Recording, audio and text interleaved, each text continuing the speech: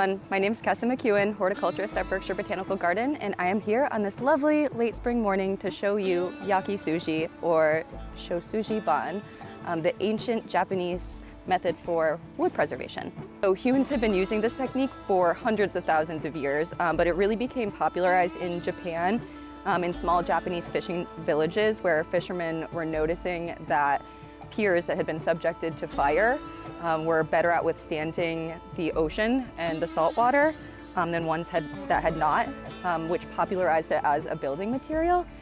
So what's happening is you're charring the outer layer of your board, and it's creating carbon. That carbonization process is making these boards a lot harder to penetrate for water and for insects. So that leads to a slower decomposition time. And this is chemical-free and natural, so it's a really good way to preserve the boards for your raised bed vegetable garden. So the supplies that I have are a propane torch on a dolly and a standard homeowner's weed torch. And that's it. It's pretty simple. Some people just lightly char it, and some people set the entire board on fire until it smolders, and then they put it out. Both methods work, and they both preserve the outer surface of the wood and give it a really great look.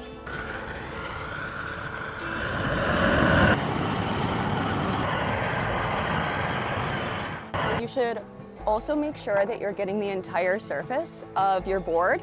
So that includes the edges, the sides, obviously the bottom or the interior, because you want the entire thing to be fully protected. What you're really going for here is that alligator skin or cracked look on the surface. That's showing you that the lignin and the cellulose that are in the wood are drying up. The pores are closing essentially, and that's what's helping waterproof the surface. Some people will let the entire board sit and smolder, which sounds counterintuitive, but this works really well, as proven by the thousands of years and generations of people across the world that have been using this as a technique for preservation. So this is not only a natural, but it's also a budget-friendly option. So these are pine common boards and are a cheaper alternative to something like cedar for raised garden beds.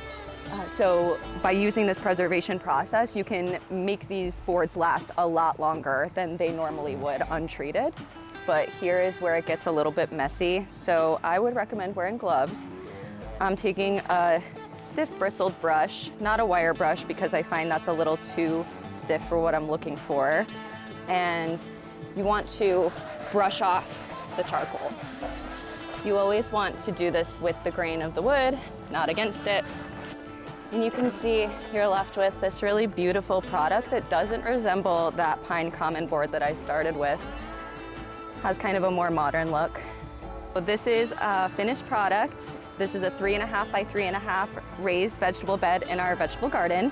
I sealed it with linseed oil, which is also an option after you finish scraping your boards, is sealing it with a natural oil, a natural seed-based oil. However, I don't think it's necessary, but in a lot of tutorials you will see people sealing their boards with linseed oil after, which is a safe option, and some say that it does increase the longevity even more. Recently assembled, filled with compost, and ready for another growing season at BBG.